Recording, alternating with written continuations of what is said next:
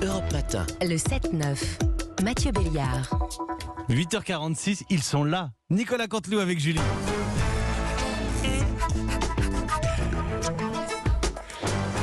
C'est presque de l'info, c'est la revue de presse de Nicolas Canteloup.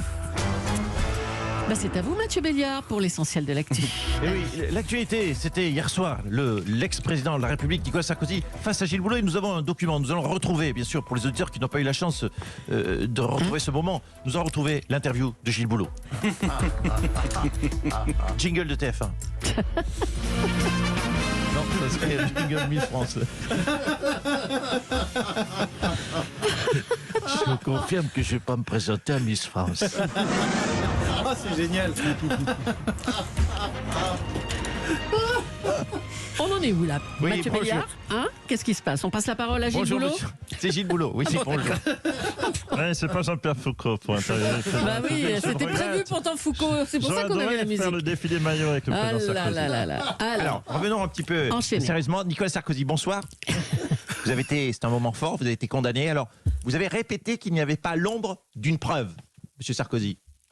Monsieur Boulot, vous vous rendez compte? Condamner un homme sans l'ombre d'une preuve. Tout ça parce qu'on me prête l'intention d'avoir eu la volonté, d'avoir eu l'idée de la simple suggestion d'un petit concept qui en plus n'a pas eu lieu, vu qu'en plus, j'ai rien fait. Mais on vous découpe, tenez-vous bien, monsieur Boulot, tenez-vous bien. Tenez-vous bien, s'il vous plaît, monsieur Boulot. On vous découpe 4500, parce qu'on a écouté 4500 de mes conversations. Alors moi, je vous le dis, monsieur Boulot, souvenez-vous, est-ce que vous vous souvenez de vos 4500 dernières conversations? Je dis aux gens qui nous regardent et qui nous écoutent, moi, je vais les prendre, les 4500 conversations. Je vais les prendre couper avec un ciseau. Vous voyez mes deux doigts qui coupent les ciseaux, parce que je fais aussi... Pour les sourds et muets, je fais aussi les images. Je découpe, je vais les scotcher, je les colle comme ça, vous voyez. Et après, je vais vous condamner. Voilà. Non, mais vous avez parlé d'une enquête cachée qui vous innocentait. Et alors, vous savez quoi? J'aurais adoré pouvoir vous la montrer. Mais on me l'a caché, cette enquête. On me la cache. C'est ballot, parce que vous verriez ce qu'il y a dedans dans cette enquête cachée que personne n'a rien vu. Inouï de cette enquête. D'ailleurs, je le dis aux Français, parce que c'est ça qui est grave. Ce qui m'arrive, ça peut arriver à chacun d'entre nous. Ouais. Ça peut vous arriver, vous auditeurs Oui, qui ça, m'écoutez. bien sûr. Méfiez-vous. Il n'y a pas de... Bien sûr, Mme Julie, d'abord, vous intervenez pas, parce que c'est un document enregistré qu'on a fait la veille. Donc, comment voulez-vous intervenir? Pardon. Si, à part pour le défilé des Miss France, vous aviez votre place, mais bon. Alors, donc vous m'avez pété ma démonstration. Ça peut arriver à n'importe qui. C'est ça qui est grave, parce qu'il m'est arrivé. Si un jour, vous, simple citoyen, vous ouvrez une ligne clandestine, par hasard, pour parler d'une affaire judiciaire impliquant un dictateur libyen, et que vous discutez pour corrompre un juge, comme on l'a tous fait un jour, avouons-le, eh bien, ça peut vous arriver à vous. Mais, monsieur Sarkozy, vous soupçonnez que c'est un procès politique, que les juges... que c'est un procès politique? Monsieur Boulot, si vous me posez la question, c'est que vous le pensez aussi. Non, moi je ne m'embrouille pas. Moi je pose. Je vous pose la question. Si vous posez la question, c'est que vous y avez pensé. Ah non, c'est vous, je vous pose la question.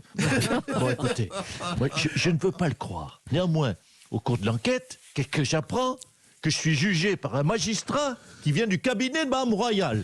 Est-ce que M. Hollande aurait apprécié d'être jugé par un juge de mon cabinet? Mais attendez, c'est quoi cette histoire? Moi, j'ai rien fait, j'ai rien à voir là-dedans. Oui, bon, toi, ta gueule. Alors, monsieur, est-ce que Emmanuel Macron, est-ce que l'ancien président, on va revenir sur la crise sanitaire, est-ce que le président de la République est en contact avec vous? Est-ce qu'il vous consulte en tant qu'ex-président? Écoutez, voilà, on échange. Quand il a besoin d'un avis, je lui donne. Je lui parle quand il demande. Quand il me demande qu'est-ce que vous en pensez, je lui dis. Quand il me demande qu'est-ce que vous en pensez pas, quand je pense pas à un truc, moi je n'hésite pas à lui dire. Mais je voulais revenir sur un point, monsieur Boulot. Si votre question, c'est de savoir si je peux me regarder dans une glace, la réponse est oui. Sauf si la glace est trop haute. Et d'ailleurs, Et d'ailleurs, si j'étais pas un homme honnête, est-ce que vous m'auriez réservé un tel accueil sur votre plateau? Non, ne répondez pas, monsieur Boulot, c'est mieux. Vous savez, votre silence vaut 1000 mots. Les Français ont bien compris que si vous me posiez cette question, que vous ne m'avez pas posée, mais on sentait bien que vous aviez envie de la poser, c'est que vous trouvez que je suis honnête. Si j'étais Michel Fourniret, vous ne m'auriez pas reçu de cette façon. Ça veut dire que quand on est invité chez vous, on est innocent, c'est QFD. Voilà. Eh bien, merci pour ce document. Extrait de l'interview. Jean Castex va-t-il annoncer de nouvelles restrictions? Ce soir, on parle de reconfinement le week-end dans certains départements. En tout cas, le Premier ministre n'en fait pas mystère. Il l'a dit, les semaines qui arrivent seront difficiles.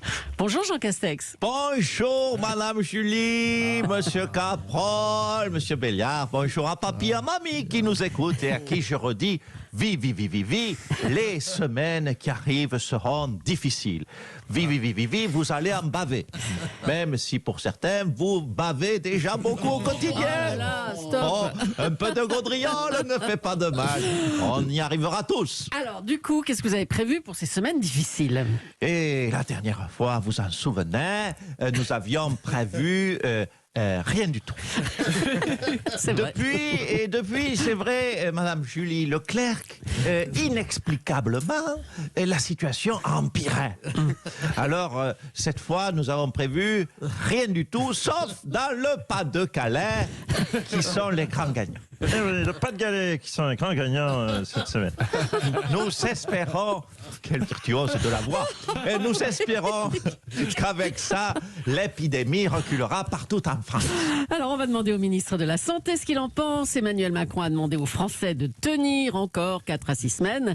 Bonjour Olivier Véran. Oui, c'est Olivier Véran. Tout est sous contrôle. Tout est sous contrôle, je tiens à le redire.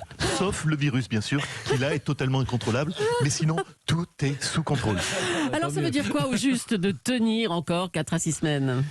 Eh bien, ça veut dire que nous n'avons plus d'idées. Nos idées, c'est comme les vaccins, il y a pénurie.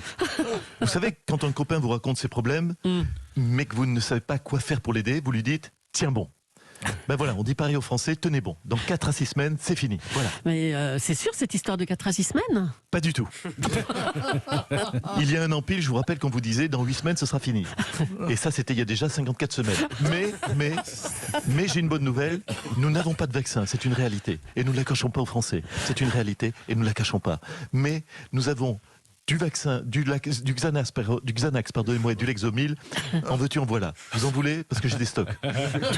Non, ça ira comme ça. Merci, monsieur Véran. Allez, on va parler de ce dîner clandestin. C'est le Canard enchaîné qui nous l'apprend. Une vingtaine de présentateurs et de consultants de BFM TV ont été verbalisés par la police alors qu'ils dînaient dans un restaurant clandestin proche de la chaîne. On est en direct avec la matinale de Christophe Delay. Eh oui, merci ma chère Julie, bienvenue sur BFM Télé. Ce matin, vous l'entendez, nous avons délocalisé notre plateau au bar Le Penalty, un bar clandestin du 16e arrondissement. Et vous le voyez, une ambiance à bon enfant, à des croissants et la bonne odeur du pain frais. On fait le point tout de suite après ce jingle chocolat chaud et confiture.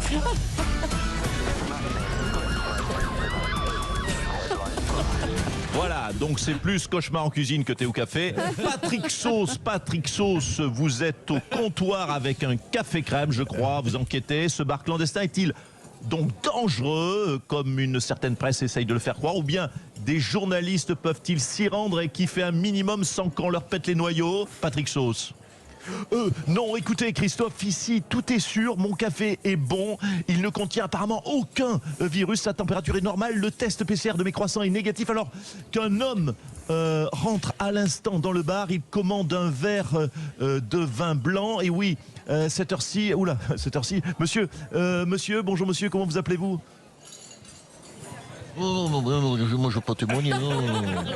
Non, monsieur. Oh putain, il a une caméra en plus. Non, ne me mouillez pas dans vos histoires, dans vos combines. Moi je veux pas d'emmerde. Non, Julie, non, mais j'ai jamais mis les pieds dans un bar clandestin. D'autant qu'il n'y a pas de bar dans notre quartier pourri du 15e.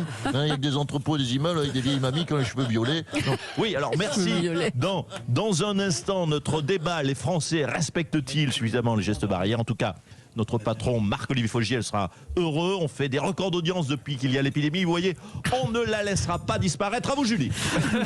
Merci Christophe. Bon, bravo à Nicolas Canteloup, à tous ces auteurs, Philippe Cabrivière, Laurent Vassilio, Arnaud Demange. Je lisais que BFM TV avait démenti, mais avec le démenti de BFM comme de Laurent Cabrol, c'était quand même beaucoup moins drôle. C'était quand même beaucoup moins drôle avec le démenti. Bravo Canteloup. Et la revue de presse à retrouver sur europe1.fr.